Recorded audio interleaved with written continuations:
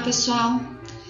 Dando continuidade ao tema de núcleo celular, nessa aula vamos falar sobre a cromatina e sobre como ela é estruturada aqui dentro do núcleo. Como sabemos, a cromatina é um complexo do DNA, mostrado aqui por essa fita alaranjada, com duas classes de proteínas, as proteínas histonas e as proteínas não histona. As histonas são responsáveis pela organização cromossômica no nível mais básico, que é esse que a gente está observando aqui nessa imagem, que é o nucleossomo. O nucleossomo foi descoberto lá em 1974. As proteínas não histonas têm funções estruturais, enzimáticas, reguladoras, entre outras funções também. No núcleo interfásico, que é esse daqui que está mostrado aqui, a cromatina está compactada em diferentes graus, formando a eucromatina e a heterocromatina, que é mais compacta do que a eucromatina. A heterocromatina aparece mais eletrondensa nas preparações de microscopia eletrônica como essa, pois tem mais proteínas associadas ao DNA que reagem muito bem com o tetróxido de ósmio, que é o agente contrastante utilizado aqui para fazer o contraste nessas imagens. Comparando a eucromatina com a heterocromatina, a eucromatina ela é geneticamente ativa, ou seja, os seus genes estão mais disponíveis para serem transcritos do que os genes que estão na heterocromatina, que então é chamada de geneticamente inativa. A heterocromatina também tem uma replicação tardia, ou seja, o DNA da heterocromatina começa a ser replicado depois do que o DNA da eucromatina. Dentro da heterocromatina, a gente tem dois subtipos, que é a constitutiva e a facultativa. Na constitutiva, as sequências do DNA são altamente repetitivas e essas sequências têm função estrutural. Essa heterocromatina perfaz 25% do DNA nuclear. Já na heterocromatina facultativa, os genes estão silenciados, tá? Mas cuidado, não deve ser considerado um DNA morto que está isolado, mas sim como domínios que estão anormalmente resistentes à expressão gênica. Um exemplo é a inativação do cromossomo X nas fêmeas.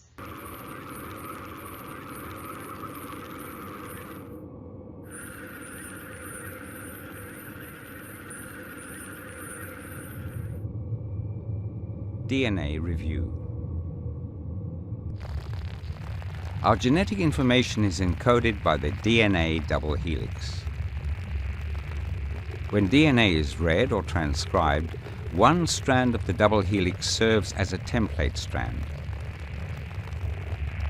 The specific order of the four bases encodes genetic information and serves as the blueprint for our genetic makeup.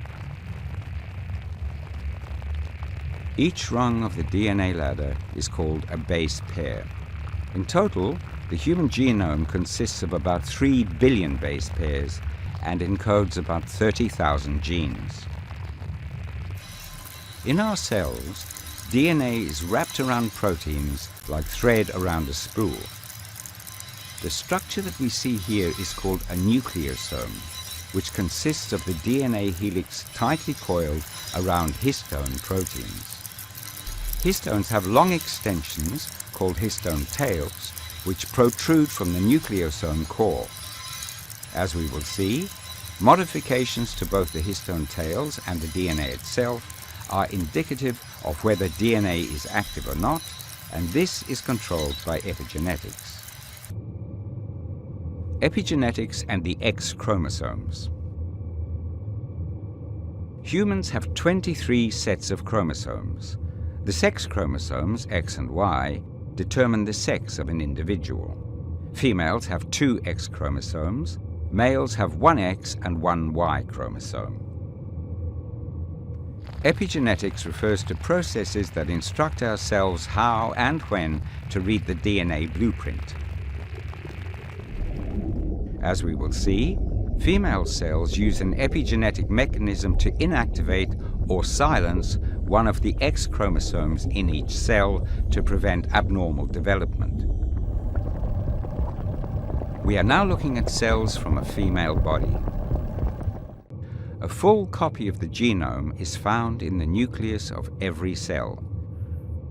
Each cell has the same 23 pairs of chromosomes.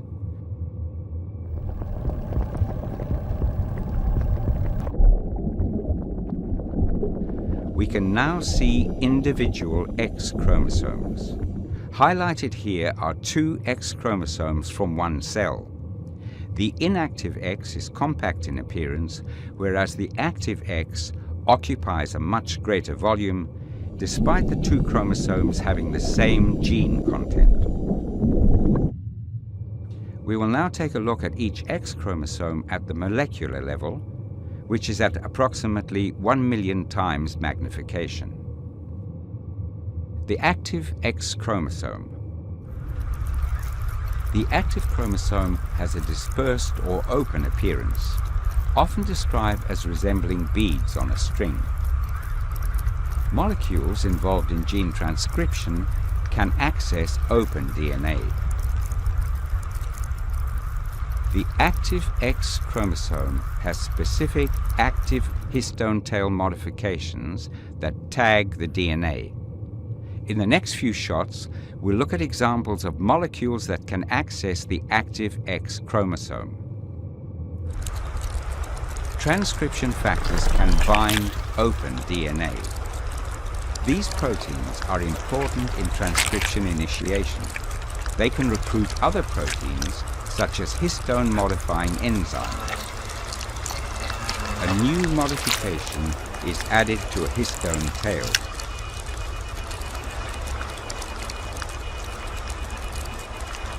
Open DNA is more loosely bound to histones, which allows for nucleosome disassembly. Nucleosome remodelers can also access the active X chromosome. These proteins slide the nucleosome along DNA. Ultimately, these changes open the DNA and allow RNA polymerase, the DNA-reading enzyme, to access and transcribe DNA into messenger RNA. The inactive X chromosome. The inactive X chromosome is more tightly bound and condensed than the active form. This means that the DNA is less accessible to molecules involved in transcription.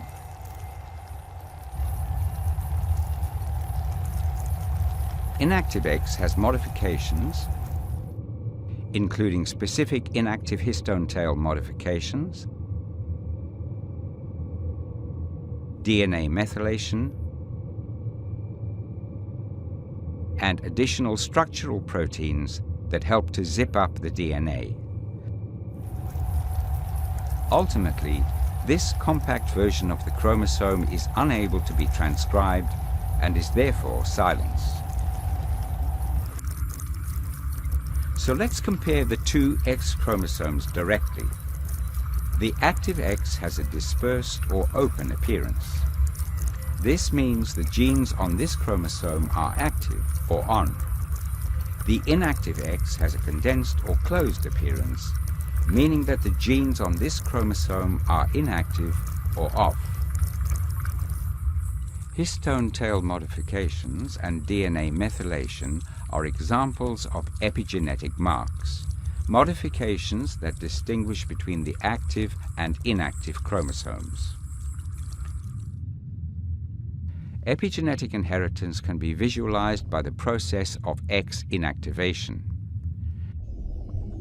This is a close-up of a single cell from a 100-cell embryo, an embryo which is approximately 4 days old. At this early stage of development, female embryos still have 2 active X chromosomes. One X chromosome is inherited from the father, the other is inherited from the mother.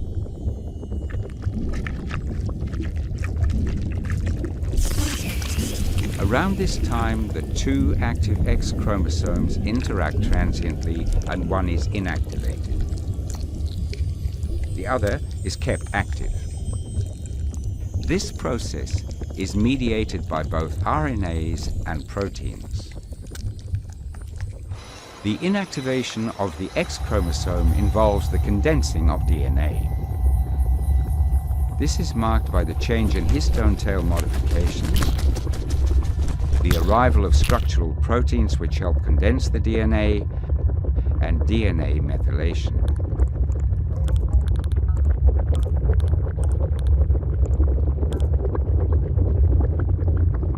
X inactivation is complete at the end of the 100-cell stage of embryo development. The decision of which chromosome to inactivate is surprisingly random, and individual cells can have either the maternal or paternal X chromosome remaining active. However, from this point on, each cell will remember which X chromosome it has activated and pass this information on to its progeny as the embryo develops. This is an example of epigenetic inheritance. The same pattern is maintained into adulthood. Let's look at the female adult.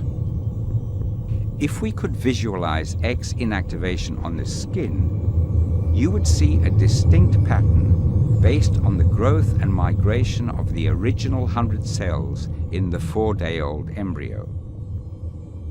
While it is not generally visible to the naked eye in humans, you are probably familiar with this pattern as we see it regularly in calico cats. In cats, the gene that encodes coat color is found on the X chromosome. As a result, only female cats can inherit 2 different coat color genes. If this happens, she will exhibit that characteristic tortoiseshell coat because of X inactivation. Why is epigenetics important? The epigenetic regulation of DNA is not peculiar to the X chromosome.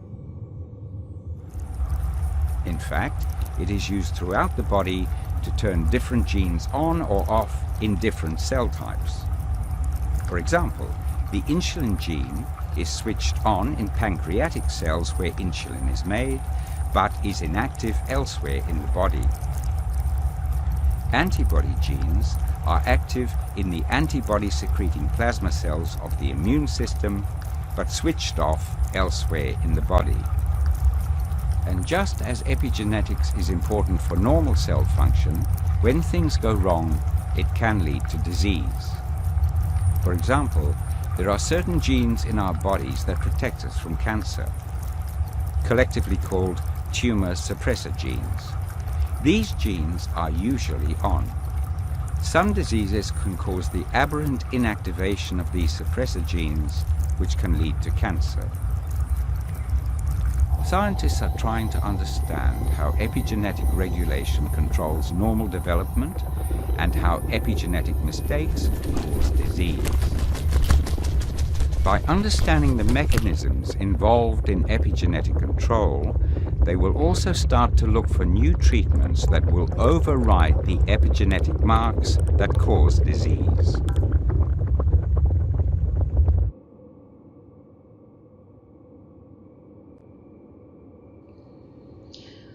Bom, vejam por que o DNA precisa estar condensado, precisa estar empacotado.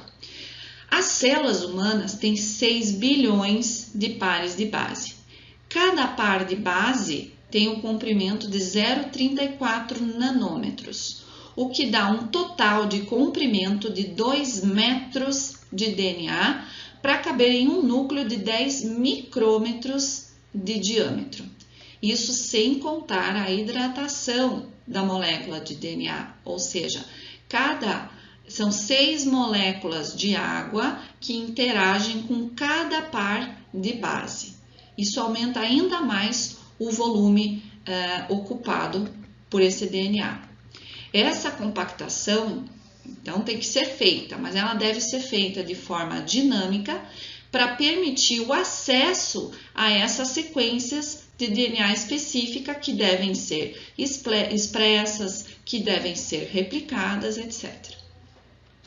E esse é um esquema que mostra os diferentes níveis de compactação do DNA, desde o DNA dupla fita, aqui, com o início da sua compactação em nucleossomos, até o grau máximo da sua compactação, que é o de cromossomos mitóticos. O DNA foi sequenciado em 2001 no nosso genoma. São 3,2 bilhões de pares de nucleotídeos, que correspondem à totalidade da informação genética que pertence à nossa espécie. Sendo diploide, o núcleo de uma célula somática humana contém aproximadamente 2 vezes a quantidade haploide de DNA, ou seja, 6,4 bilhões de pares de nucleotídeos, quando não estiver duplicando os seus cromossomos no preparo para a divisão. A compactação desses cromossomos deve ser elaborada para permitir uma diminuição significativa do volume, mas ainda possibilitar que a informação contida no DNA possa ser acessada vez ou outra, como eu tinha comentado. E é por isso que é possível observar diferentes níveis estruturais de condensação do DNA, como mostrado nessa figura, onde na parte superior vemos a molécula de DNA completamente descondensada e na parte de baixo o nível máximo de condensação da cromatina, que é nos cromossomos mitóticos. Aqui então, em primeiro, está mostrada a estrutura do DNA livre, descrita em 1953 por Watson, Crick e a Rosalind Franklin. Vemos a dupla fita com as pentoses unidas por ligações fosfodiéster e as bases nitrogenadas unidas por ligações de hidrogênio. O primeiro nível de compactação do DNA é o nucleossomo.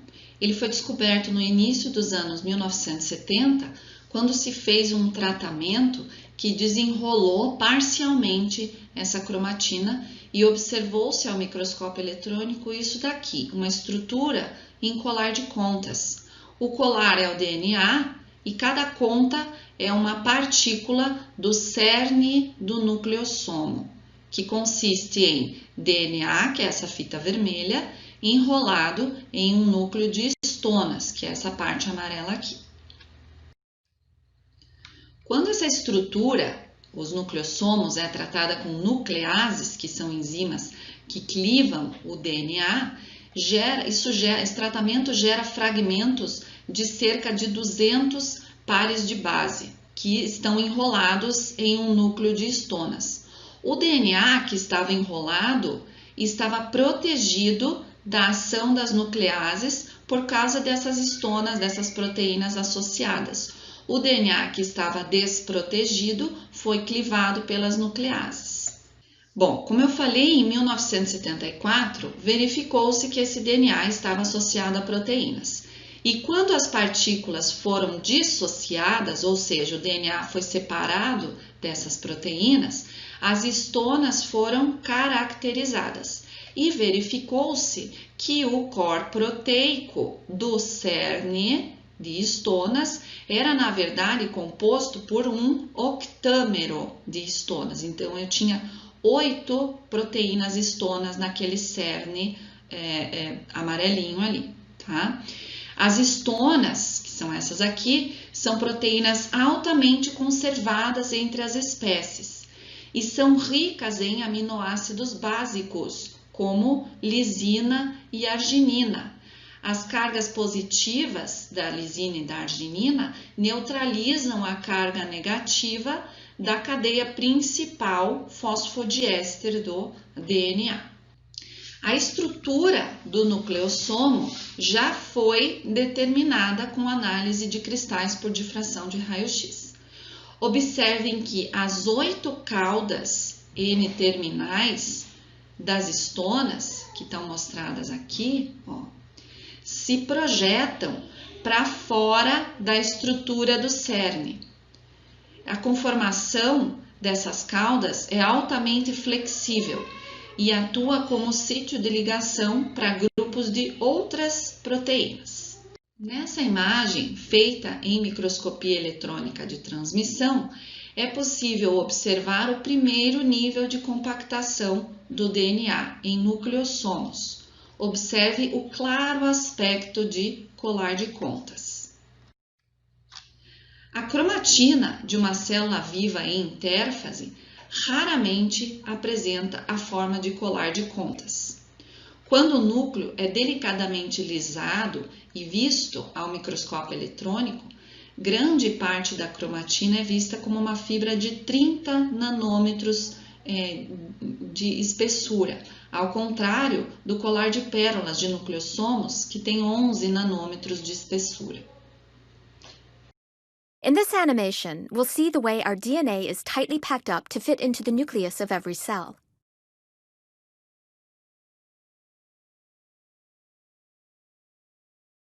The process starts with assembly of a nucleosome, which is formed when 8 separate histone protein subunits attach to the DNA molecule. The combined tight loop of DNA and protein is the nucleosome.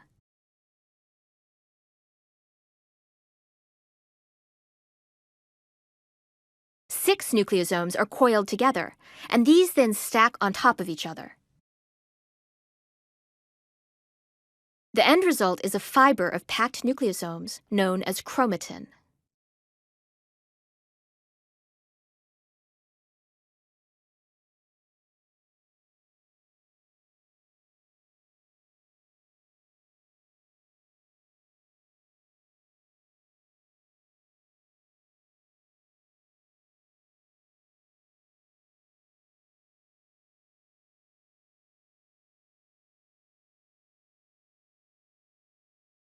Essas fibras de 30 nanômetros são a seguir compactadas como loops, como vocês veem aqui, com auxílio de um arcabouço proteico.